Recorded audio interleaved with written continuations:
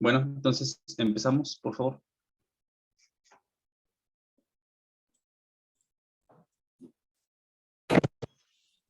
No, yo les voy a hablar de las fracturas de tarso, metatarso y falanges.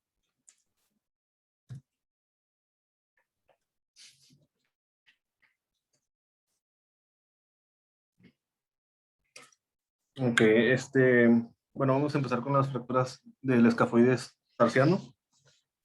Las fracturas del escafoides tarsiano, suelen estar relacionadas con las prácticas deportivas, que esas serían más que nada las fracturas por estrés, de caídas de cierta altura, golpes indirectos o accidentes de tráfico. Bueno, hay una clasificación que es la más extendida, que divide las fracturas del escafoides en fracturas de la tuberosidad, fracturas por abulsión de la cortical y fracturas del cuerpo tipo 1, tipo 2 y tipo 3. La tipo 1 es donde el trazo de fractura se divide el escafoides en un fragmento dorsal y otro plantar. La tipo 2 lo divide en un fragmento medial, otro lateral, y el tipo 3 va a existir una conmoción importante del cuerpo del escafoides. Bueno, la clínica. La clínica va desde el dolor crónico y debilidad en las fracturas por estrés, hasta la deformidad, tumefacción y equimosis de la bóveda plantar en las lesiones agudas. Tendremos que realizar una radiografías anteroposterior, lateral y oblicuo del pie. La tomografía también va a ser muy útil para el diagnóstico de fracturas por estrés. Y las fracturas sin desplazamiento y estables se van a tratar con un botín de escayola sin apoyo durante de 6 a 8 semanas.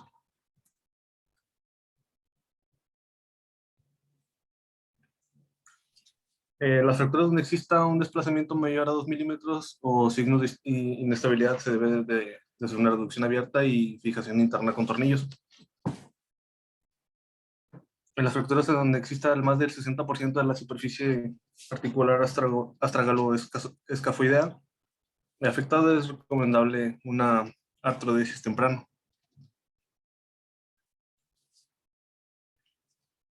Y vamos a pasar a fracturas y luxaciones del cuboides. Las fracturas del cuboides pueden ser secundarias a la torsión del pie o como consecuencia de un traumatismo de alta energía. Usualmente vienen asociadas a lesiones del escafoides o formando parte de una fractura, luxación de Lisfranc. El síndrome cuboideo o subluxación cuboidea está presente hasta en el 17% de los bailarines profesionales, hay como dato curioso.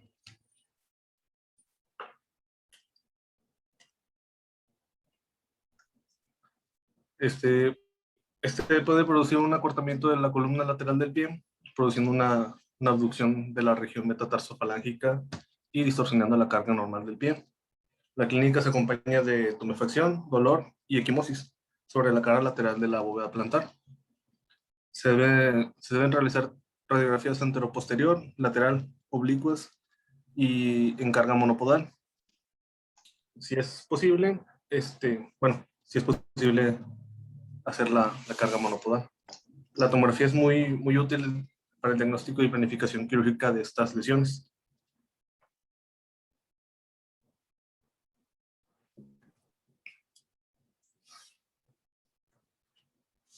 El tratamiento de las fracturas aisladas, estables y sin signo de acortamiento de la columna lateral va a ser la inmovilización con bota de yeso durante 4 a 6 semanas en descarga. Y la fijación interna con mini placas, agujas o tornillos es el tratamiento de elección. Si no, en caso de que no sea una fractura aislada, estable y sin signo de acortamiento. La incorporación de injerto óseo serían necesarias si existe un acortamiento. Bueno, ahora vamos a pasar a las fracturas y luxaciones de las cuñas.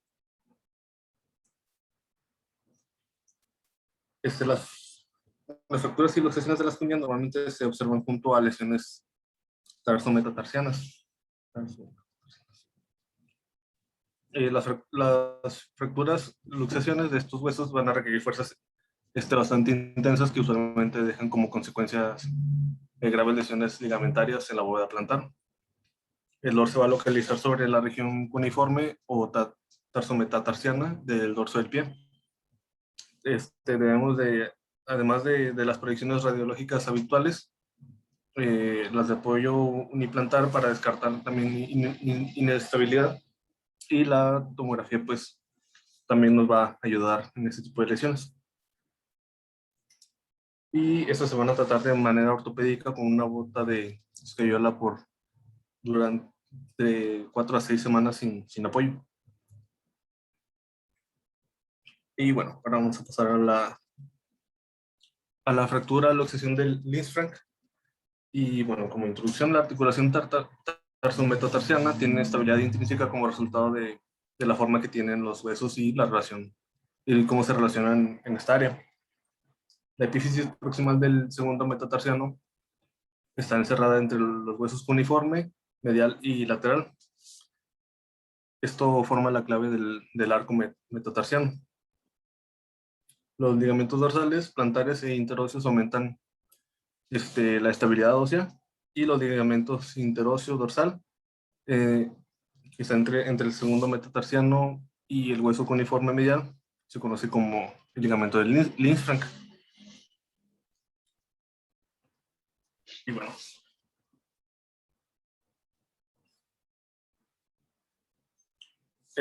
la clínica, hasta un 20% de esas lesiones pueden pasar desapercibidas.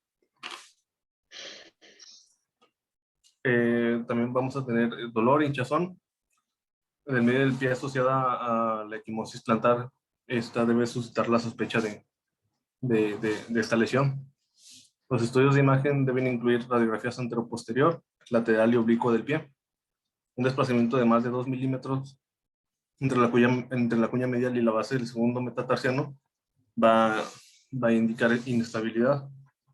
También tenemos el signo de la mancha, que es un hallazgo patognomónico entre la primera y la segunda base de los metatarsianos, y va a representar una fractura por avulsión, producida por el ligamento del Lisfranc. En el PDF que estaba viendo, decía que aquí estaba el signo de la mancha, pero yo no logro verla. Bueno, No.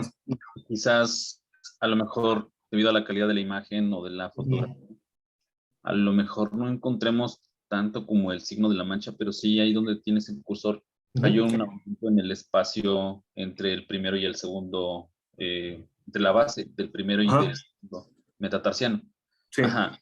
Y quizás se pueda referir en ese el aumento en el espacio entre los dos metatarsianos, entre la base de los dos metatarsianos, hay una zona de radio-opacidad, como si estuviera grisácea, exactamente la que está señalando, como si estuviera grisácea o blanquecina, ¿no? Que puede corresponder a un fragmento osteocondral, que generalmente así es cuando se avulsiona un ligamento, se avulsiona no todo el hueso cortical, sino un fragmento osteocondral. Y así es como se va a ver en las proyecciones, con una zona de radioopacidad, ¿de acuerdo? Ese puede ser el signo de la... Ok, gracias. Bueno, la tomografía puede ser usada para visualizar mejor los patrones de fractura.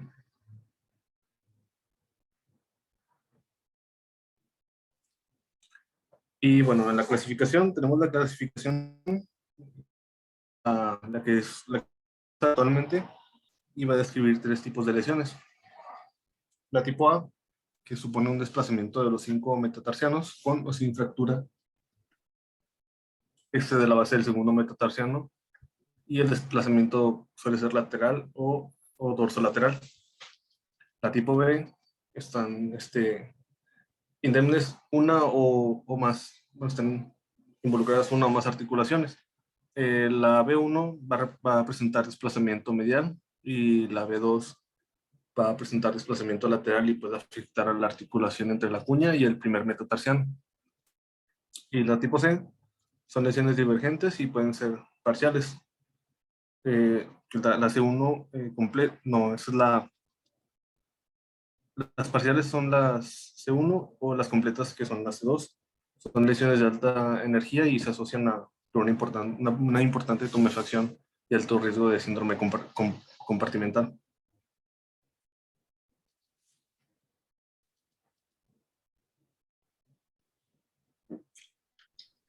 El tratamiento va a ser la reducción anatómica de la luxación, ya sea por métodos cerrados o abiertos. La artrodesis primaria debería de reservarse para casos de gran conmoción y desplazamiento. Las lesiones estables o con escaso desplazamiento se va a requerir botín de yeso o ortesis durante 6 semanas y un reinicio gradual de la carga. El desplazamiento de los huesos afectados con pérdida de la congruencia articular deberían ser tratados con un método quirúrgico con reducción abierta y fijación interna de las columnas afectadas. Y la inmovilización y descarga postoperatoria va a oscilar entre las 6 a las 8 semanas y la carga posterior es progresiva, protegida inicialmente con ortesis o yeso.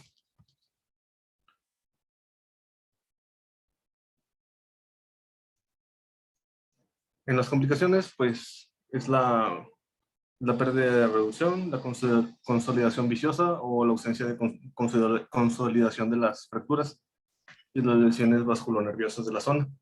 En relación al tratamiento ortopédico, pues puede ser la deformidad del pie plano valgo o artritis postraumática. Y pasamos a las fracturas de los metatarsianos. Suelen producirse por un traumatismo directo, puede afectar a uno o varios metatarsianos y generalmente están poco desplazados. El tratamiento debe centrarse en recuperar la longitud de los metatarsianos y la orientación de las cabezas para buscar el apoyo equilibrado del antepié. Las fracturas no desplazadas van a requerir inmovilización con yeso u ortesis para la descarga del antepié y fracturas desplazadas deben reducirse y fijarse con agujas percutáneas. La fractura de Jones, que se encuentra en la unión entre la diáfisis proximal y la metáfisis, es conocida por un tiempo prolongado de curación y la tendencia a la pseudoartrosis.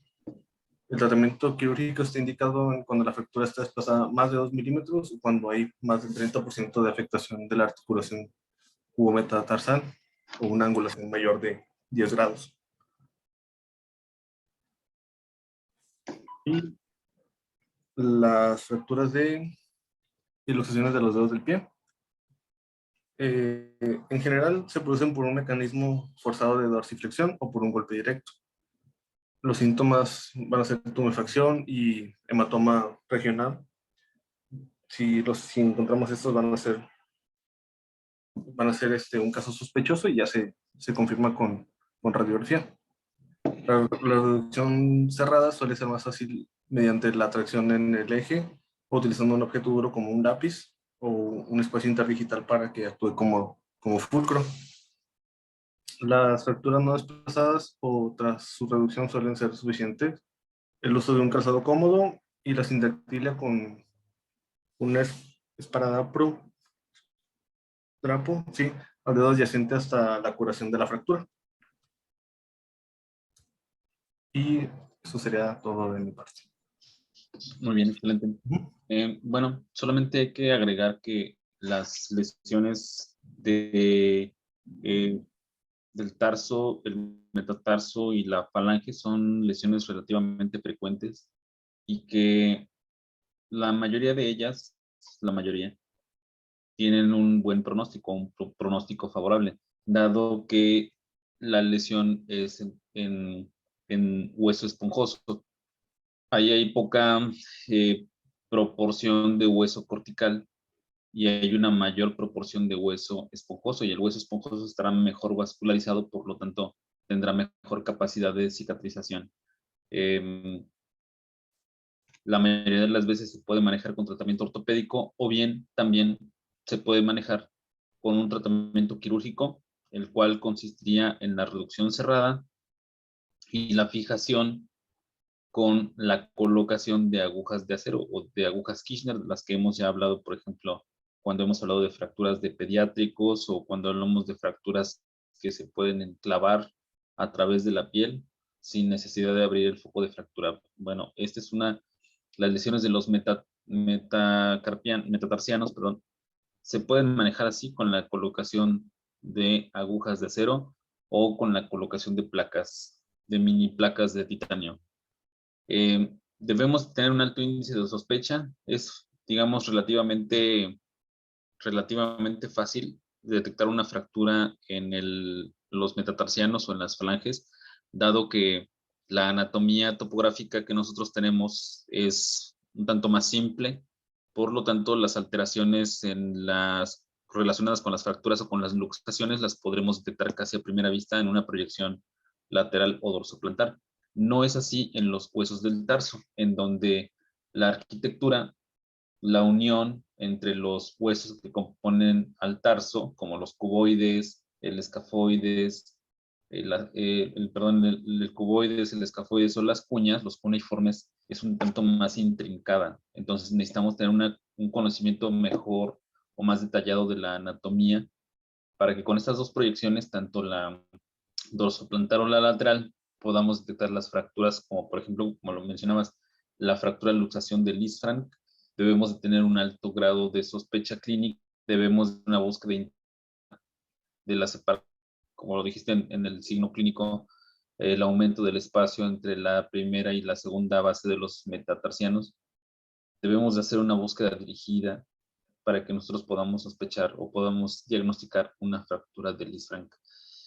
Bueno, además de que lo estoy yo diciendo al revés, sin embargo, nosotros debemos de empezar desde el interrogatorio, ¿no? Desde recabar la información que nos brinde el paciente de manera directa o indirecta, cuál fue el mecanismo de fractura, ¿no? Las fracturas, luxaciones del Lisfranc, por ejemplo, las fracturas del tarso, generalmente serán dadas por mecanismos de alta energía, como caídas de alturas importantes, lesiones por aplastamiento o lesiones de tráfico. Entonces, tan solo dando el primer paso, que es recabar la información a través del interrogatorio, nos va a sugerir una fractura, luxación del Lisfranc o una fractura del navicular, que es el escafoides, o una fractura del astrágalo, por ejemplo. ¿De acuerdo?